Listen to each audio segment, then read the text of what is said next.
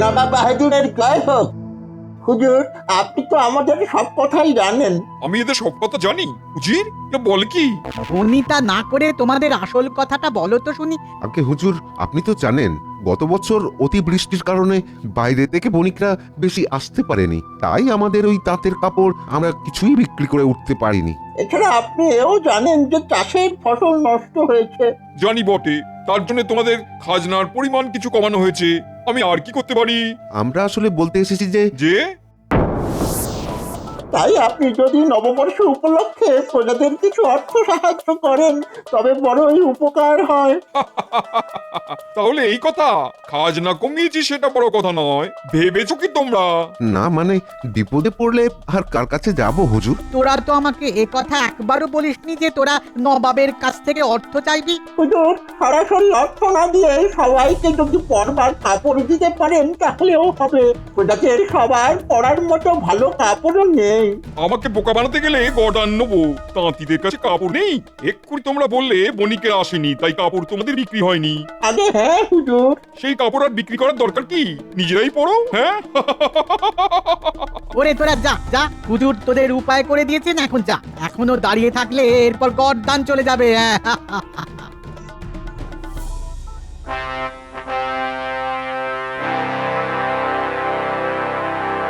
সবার উদ্দেশ্যে সবার শুরুতেই জানিয়ে রাখি, আজ মহারাজ একটি বিশেষ ঘোষণা করবেন, কিন্তু সেই ঘোষণা হবে আমাদের আজকের সবার শেষে।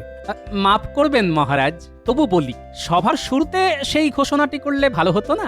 না, কারণ সবুরে মেওয়া ফলে গোপাল, আর সবকিছু শুরুতেই বলতে নেই। মহারাজ, আপনার কথা শুনবার জন্যই গোপাল মুখিয়ে থাকে। আসলে ও সবার আগে শুনতে চায় আর তারপর উল্টো পাল্টা বলতে থাকে। মন্ত্রী, তুমি এখন কাজের কথা বলো তো। আগে মহারাজ, আসলে বলছিলাম এবার রাজকোষাগারের অবস্থা খুব খারাপ নয়, প্রজারাও ঠিক মতো খাজনা দিতে পেরেছে। জ্যোতিষী, তুমি দেখো নববর্ষের শুরুতে শুভ যোগ আছে কিনা। বিলক্ষণ মহারাজ, নতুন বছর আমাদের কৃষ্ণনগরের জন্য বড়ই শুভ সময়। বাহ বাহ বাহ বাহ, আমাদের প্রতি বছরের মতোই এই বছরেও বড় করে পুজো হবে। রাজ্যের সমস্ত প্রজারা পেট ভরে খাবে আমাদের রাজবাড়ির অঙ্গনে। এটাই কি তাহলে মহারাজের ঘোষণা? তোমার দেখছি আর তর্স হইছে না গোপাল, তোমার কিসে এত তাড়া? হ্যাঁ, গোপালের মনে হয় প্রকৃতির ডাক এসেছে। আগে না পণ্ডিত, প্রতিদিনই তো গিন্নির মুখ দেখছো, তাতেও তোমার বাড়ি যাবার এত তাড়া কিসের? কিছু মনে করো না পণ্ডিত, প্রতিদিন রাজসভায় তো আমি তোমার মুখও দেখি। মহারাজ, আপনি এবার ঘোষণাটা করেই ফেলুন, নাহলে গোপালের এই টিপ্পণিকাটা চলতেই থাকবে। বেশ তো লাগছে। যাই হোক, বড় করে উৎসব করতে গেলে কিন্তু তার আয়োজনও বড় করেই করতে হয়, আর এই আয়োজনে আমি কিন্তু কোনো রকম ত্রুটি চাই না। না মহারাজ, রুটির কোনো প্রশ্নই নেই, আমরা সকলে মিলে কাজ করব। এই তো গোপালও অনেক কাজ করতে পারে, তাই না গোপাল? মহারাজ যা বলবেন আমি সব করতেই প্রস্তুত। জানি গোপাল, জানি। এবার যেটা ঘোষণা করব তাতে সবাই খুশি হবে, এটা আমি আশা করি। এই বছর নববর্ষ উপলক্ষে গতবার যা ভাতা দেওয়া হয়েছিল তার 3 গুণ ভাতা প্রত্যেক সভাসদের জন্য বরাদ্দ হয়েছে। এ তো অভাবনীয় মহারাজ। জয় মহারাজের জয়। জয় জয় মহারাজের জয়। মুক্ত হস্তে দরাজ প্রাণে রাজা জিতলেন হৃদয়। বুঝলে গিন্নি, দারুণ খবর, এই নববর্ষে অনেক বেশি ভাতা পাচ্ছি গতবারের চেয়ে। তোমার জন্য নতুন শাড়ি, ন্যাপলা, পুঁটি, গুলটেদের জন্য নতুন জামা কাপড় দেওয়ার পরেও অনেকটা থাকবে। হ্যাঁ, বুঝলাম। কি ব্যাপার বলো তো দেখি, তোমার মুখ এমন গোমরা কেন? যদিও আমার মুখ দেখলে তুমি সব সময় মুখ গোমরাই করে থাকো, তবে কিনা ওই নতুন শাড়ির কথা শুনলে একটু আলগা হাসি দেখা যায়। এখন তো তাও দিচ্ছি না, হয়েছেটা কি শুনি? আমার কি আর শান্তিতে জিরোবার জো আছে? আহা, কি হয়েছে সেটাই বলো না। বাপের বাড়ি থেকে চিঠি এসেছে, তাই মন খারাপ। হ্যাঁ, কেন, কি লেখা আছে চিঠিতে? লেখা আছে ওদের অবস্থা একেবারে খারাপ, চাষ আবাদ একদম ভালোভাবে হয়নি। হ্যাঁ, তাই নববর্ষে ওরা নতুন কিছু কিনতে পারবে না, কোনোভাবে চলবে ওদের। শোনো গিন্নি, তোমার গতবারে যা কাপড় আছে তুমি সেটা নিয়ে এখন চলতে পারবে। আমারও নতুন কিছু এই মুহূর্তে লাগবে না। আমাদের ওদের কিছু সাহায্য করা উচিত। হ্যাঁ, আর আমি যা ভাতা পেয়েছি তাতে আমি নিশ্চিতভাবেই তোমার বাপের বাড়িতে সাহায্য করতে পারবো। তাহলে নববর্ষে চলো না। নববর্ষেই যেতে হবে। আবার কি চিন্তা করছো? ভাবছি মহারাজকে ছুটির জন্য অনুরোধ করতে হবে, বুঝলে? সে তো হবে। মহারাজ কি ছুটি দেবেন? কেন দেবে না? দিতেই হবে, না হলে আমি গিয়ে ধর্নায় বসবো। হ্যাঁ, হ্যাঁ, আমার মন বলছিল নবাব বাহাদুরের কাছে গিয়ে কোনো উপায় হবে না। ঠিক বলেছিস চরণ, ওই উজির যত নষ্টের গোড়া। এখন আমাদের মন বলছে কৃষ্ণনগরে গেলে মহারাজ কৃষ্ণচন্দ্র আমাদের কিছু উপকার করতে পারেন। শুনেছি বড়ই ধুমধাম করে ওখানে পুজো হয়। মহারাজ কি আর আমাদের একেবারে বঞ্চিত করবেন? ঠিক বলেছিস, কৃষ্ণনগর গেলে মনে হয় একেবারে খালি হাতে ফিরে আসতে হবে না। মহারাজ বড়ই দয়ালু। তাই চল সবাই। হ্যাঁ হ্যাঁ হ্যাঁ, তাই যাওয়া যাক।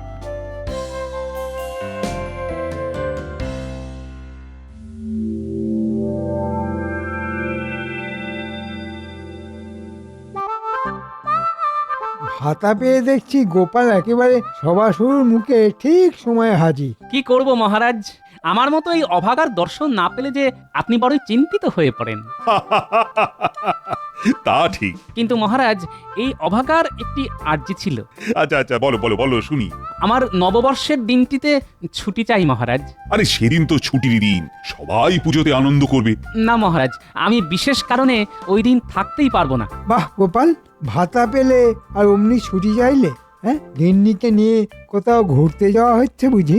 জানি মন্ত্রী ব্যাগরা দেবে, কিন্তু দানের কথা মুখ ফুটে বলতে নেই, তাতে ওটা আর দান থাকে না। তাই কিছু বলবো না। কি হলো গোপাল, তুমি কেন ছুটি চাইছো? আরে কারণটা তো বলো। মাফ করবেন মহারাজ, একটি বিশেষ কারণ, কিন্তু আমি সেটি বলতে পারবো না। এই কারণ বলা যায় না মহারাজ। বেশ বেশ, তুমি যখন বলতে চাইছো না তখন আমি আর জানতে চাইবো না। তুমি ছুটি নাও, আমি মঞ্জুর করছি। তবে তুমি থাকলে আমার খুব ভালো লাগতো। তোমার ছুটি নিয়েও আমি বার করছি গোপাল। এমন খেলা খেলবো যে তোমার মঞ্জুর হওয়া ছুটি না মঞ্জুর হয়ে যাবে।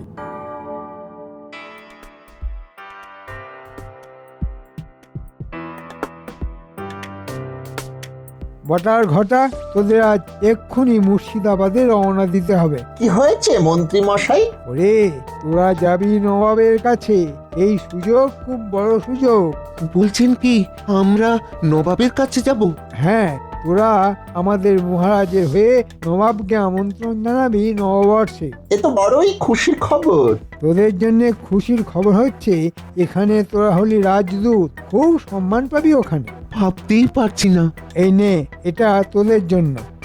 শিগগির বেরিয়ে পড়, কাল ভোরে পৌঁছে যাবি। আমন্ত্রণ জানিয়ে রাতে ফিরে আসবি। দুপুরে ওখানে আরাম করে বিশ্রাম করতে পারবি, ভালো খাওয়া দাওয়াও পাবি। যে একজন মন্ত্রী মশাই। দেখিস আবার লোভ করে কিছু চুরি করে বসিস না। ধরা পড়লে আমাদের সম্মান বলে আর কিছু থাকবে না, আর তোদের মাথা নবাব কেটে উড়িয়ে দেবে। আপনি নিশ্চিন্ত থাকুন মন্ত্রী মশাই। নবাব আমন্ত্রণ গ্রহণ করুক, মহারাজকে সুখবরটা দেব। গোপালের জন্য অবশ্য বড়ই দুঃখের কারণ হবে, ওর ছুটি নামঞ্জুর হয়ে যাবে।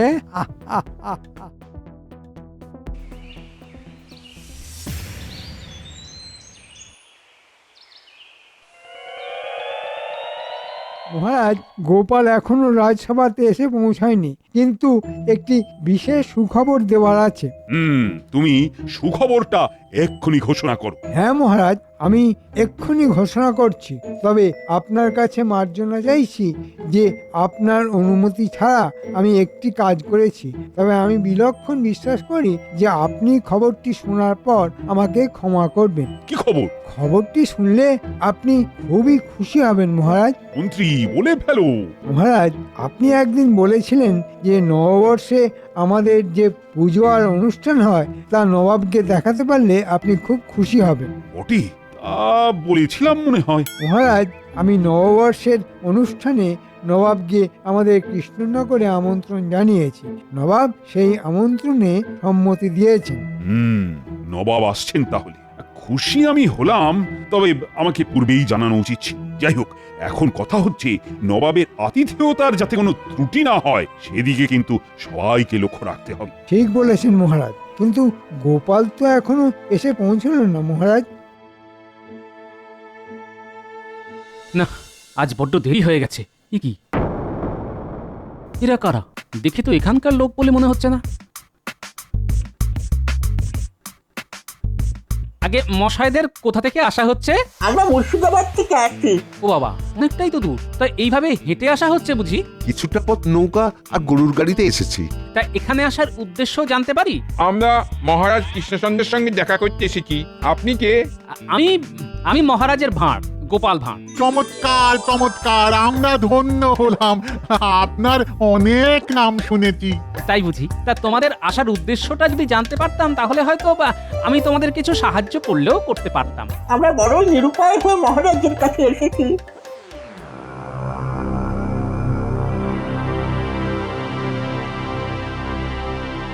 মহারাজ, মনে হচ্ছে গোপাল আজ আর আসবেন না। শরীর খারাপ হলো নাকি? সেরকম তো হওয়ার কথা নয় মহারাজ, তবে ইদানিং ও রাজসভার কাজে ফাঁকি দিচ্ছে মনে হচ্ছে। গোপালের কাজটাই তো ফাঁকির, সে তো শুধু কথার চালে মজিয়ে রাখে।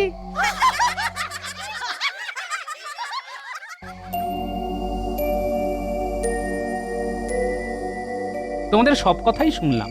তোমাদের জন্য আমি নিজে থেকে মহারাজকে বলবো। তবে শুনছো? বলি তোমার বন্ধু কবি এসেছেন। হ্যাঁ। কে? সভাকবি? দেখি তো।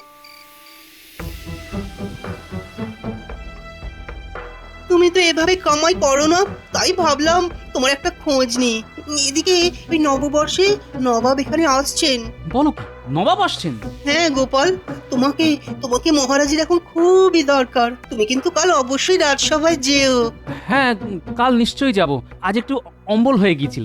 ভাতটা পেয়ে কি গাওয়া ঘিয়ের লুচি খেতে শুরু করলে নাকি? হ্যাঁ। চলি হে, কাল দেখা হচ্ছে। শোনো তোমরা, আজ রাতে আমার এখানে বিশ্রাম নাও, তারপর কাল ভোরে তোমরা মুর্শিদাবাদের পথে যাত্রা করো। মহারাজের সাথে এখন তোমাদের দেখা করবার দরকার নেই, বুঝলে, কারণ নবাব এখানেই আসছেন। সে কি? তবে তোমরা চিন্তা করো না, তোমাদের সবকিছু অবস্থা আমি জেনে গেছি। আমি তোমাদের জন্য যা করবার করব। তবে তোমাদের সাথে মহারাজের দেখা হলে সেটা নবাবের কানে পৌঁছে যাবে। সেটা কিন্তু তোমাদের জন্য খুব ভালো হবে না, বুঝলে। তাহলে আপনার ওপরেই সবকিছু ছেড়ে দিলাম। আপনি যখন আশ্বাস দিচ্ছেন। নিশ্চিন্তে থাকো।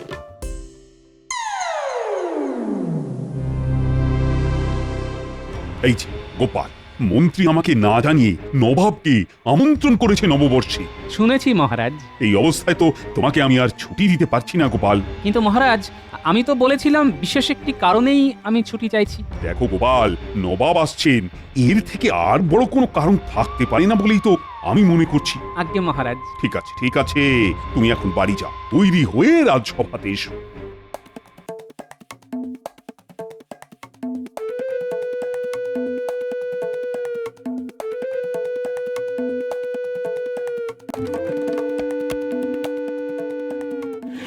এই শোন, আমাকে বেশ কিছু বিছুটি পাতা এনে দে তো। সে কি গো দাদু? হ্যাঁ রে, আমার খুব জরুরি দরকার। আচ্ছা। গিন্নি, তোমার কাছে কলা পাতা আছে তো? হ্যাঁ আছে। কুটিরা বিছুটি নিয়ে এলে আমার গায়ে একটু ঘষে দিও তো। মূলত কিসব অলুকুনে কথা, হ্যাঁ? বলি পাগল হলে? তোমাকে যা বলছি সেটাই করো।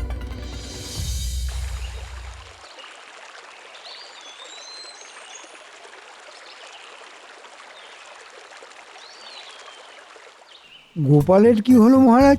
আজও দেরি? আরে আজ সকালেই আমার সাথে দেখা হয়েছে, সময় মতো চলেও আসবে বলেছে।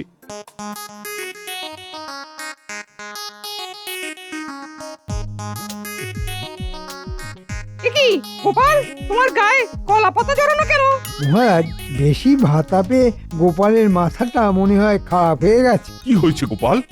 মহারাজ, আজ সকালে আপনার সাথে দেখা করবার পর বাড়ির দিকে যখন ফিরছি, হঠাৎ সারা গা জুড়ে অসম্ভব জ্বলুনি আর চুলকানি শুরু হলো মহারাজ। কি সর্বনাশ! বাড়ি পৌঁছে দেখি সারা গা জুড়ে লাল লাল গোলাকার দাগ বেরিয়েছে। আমার গিন্নি বলল, এ তো বসন্ত রোগের লক্ষণ। দেখুন দেখুন কি অবস্থা। ওরে বাবারে! আচ্ছা ঠিক আছে গোপাল, আর দেখতে চাই না। মহারাজ, এটি দেখে আমারও বসন্ত রোগের লক্ষণ মনে হচ্ছে। মহারাজ, গোপালকে এক্ষুনি বাড়ি চলে যেতে বলুন। এ ভয়ঙ্কর ছোঁয়াচে রোগ। সামলে সামলে সবাই। ও গোপাল, তুমি এক্ষুনি বাড়ি যাও, পুরো সুস্থ হয়ে তবেই আসবে। রাজবৈদ্য, তুমি গোপালের জন্য বেশ ভালো দেখে পাচন তৈরি করো তো, ওকে খাইয়ে সুস্থ করতে হবে তো। যথা আজ্ঞা মহারাজ। আমি তাহলে এখন আসি মহারাজ। যাও যাও, আর দেরি করছো কেন? গোপাল, বাড়ি যাও, বাড়ি যাও, আর সাবধানে থেকো, সুস্থ তুমি হয়েই যাও। হ্যাঁ হ্যাঁ, যাও যাও যাও যাও শিগগির।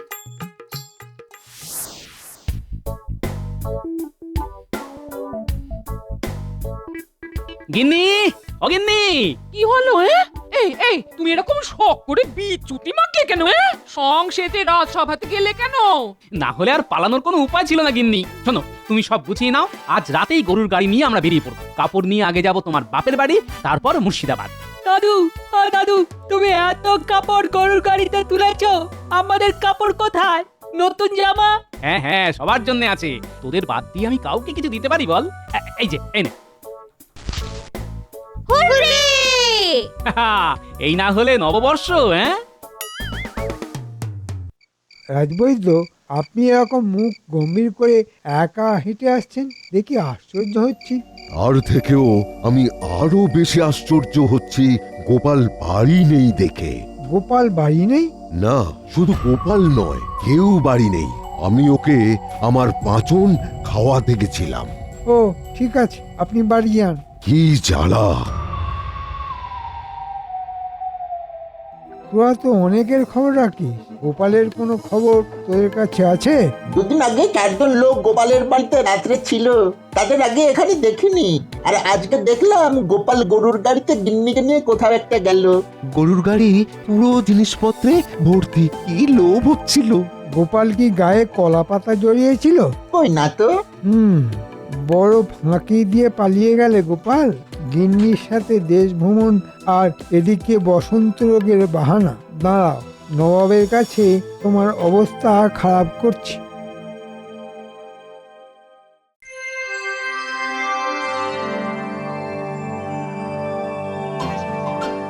আজকের দিনে নবাব আমাদের সঙ্গে আছে, আর আমরা খুবই ভাগ্যবান। তোমরা সবাই এক এক করে শাড়ি দিয়ে এগিয়ে এসো, আর নবাব তোমাদের হাতে নতুন কাপড় তুলে দেবেন। নবাব বাহাদুরের জয় হোক। এরা তোমারই প্রজা কৃষ্ণচন্দ্র, তুমি তুলে দাও।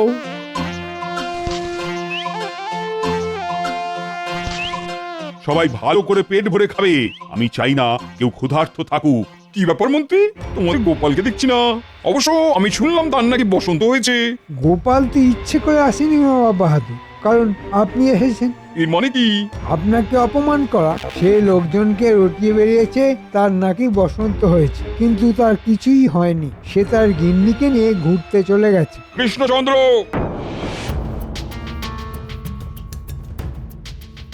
কি হয়েছে নবাব সাহেব? তোমার ভাঁড় ওই গোপালের এত স্পর্ধা হয় কি করে যে আমি আসছি জেনেও সে অনুপস্থিত, সে তার গিন্নিকে নিয়ে ঘুরতে গেছে?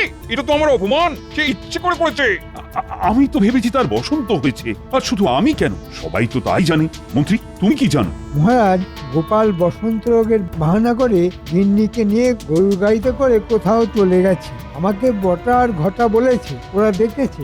এমনকি রাজবৈদ্য পাঁচন দিতে গিয়ে গোপালকে না দেখে চলে এসেছে। তা এসব আমাকে বলনি কেন? নববর্ষে সকালে এসব অপ্রিয় কথা বলি কি করে? আমি কোনো কথা শুনতে চাই না।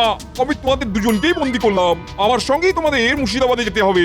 একমাত্র গোপাল আমার কাছে গিয়ে ক্ষমা চাইলেই তবেই তোমাদের ছাড়বো, নইলে নয়। আমি আর কি করতে পারি নবাব সাহেব? এটাই যদি কপালে থাকে তবে তাই হবে।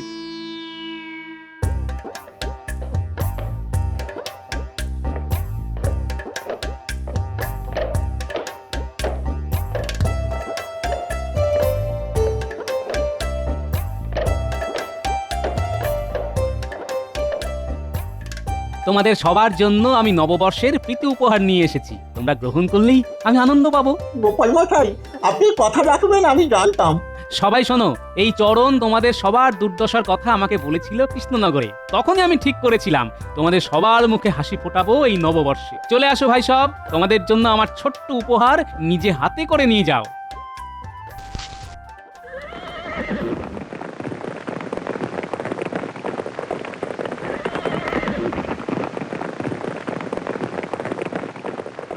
হে ভগবান, এটাই কপালে ছিল। আমাকে জিজ্ঞাসা না করে তুমি নবাবকে আমন্ত্রণ জানিয়েছো, এখন তার ফল তো ভোগ করতেই হবে মন্ত্রী। কিন্তু গোপাল? গোপালকে তো মুর্শিদাবাদ আসতেই হবে।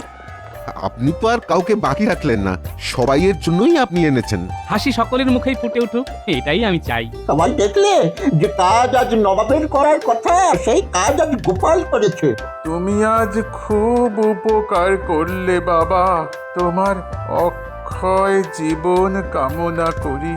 আমরা সবাই আজ নববর্ষ বরণের সাথে সাথে গোপালকেও বরণ করে নিতে চাই। জয় গোপালের জয়।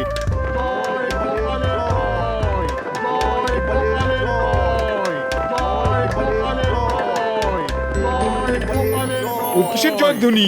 গোপাল, সবাই গোপালের নামে? হ্যাঁ, গোপালের নামেই তো জয়ধ্বনি শুনতে পাচ্ছি। এসব কি হচ্ছে? হ্যাঁ, আমি তো কিছুই বুঝতে পারছি না।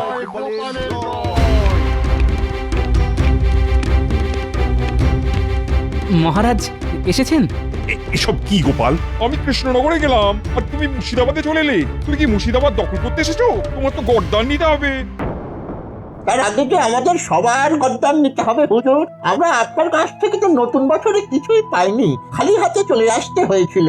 আর আজ আমাদের অনুরোধে গোপাল মুর্শিদাবাদে এসে সবাইকেই নতুন কাপড় জামা দিয়েছে। তাহলে আমরা কেন গোপালের নামে জয়ধ্বনি করব না? বেশ গোপাল, তুমি ভালো কাজই করেছো, তোমাকে আমি ক্ষমা করছি। কিন্তু মন্ত্রী, তুমি যে বললে আমাকে অপমান করার জন্য গোপাল চলে গেছে। না মানে বটা ঘটা বললো আর কি। তুমি হচ্ছে আসল শয়তান। আমি রাজা কৃষ্ণচন্দ্র আর গোপালকে তার কাজের জন্য অভিনন্দন জানাচ্ছি, আর মন্ত্রী তোমাকে আমি বন্দি করছি। মহারাজ, ওরে বাবা রে, হায় হায় হায় হায়, আমাকে ছেড়ে দিন, আমাকে ছেড়ে দিন মহারাজ, আমাকে ছেড়ে দিন, আমাকে ছেড়ে দিতে বলুন না। আমার আর কিছুই বলার নেই মহারাজ, আমি আপনার কাছেও মার্জনা চাইছি, কিন্তু আমার যে আর কোনো উপায় ছিল না মহারাজ। জানি জানি গোপাল, তোমার কোনো তুলনাই নেই। এই সকলে মিলে বলো, জয় গোপালের জয়, জয় গোপালের জয়, জয় গোপালের জয়, জয় গোপালের জয়।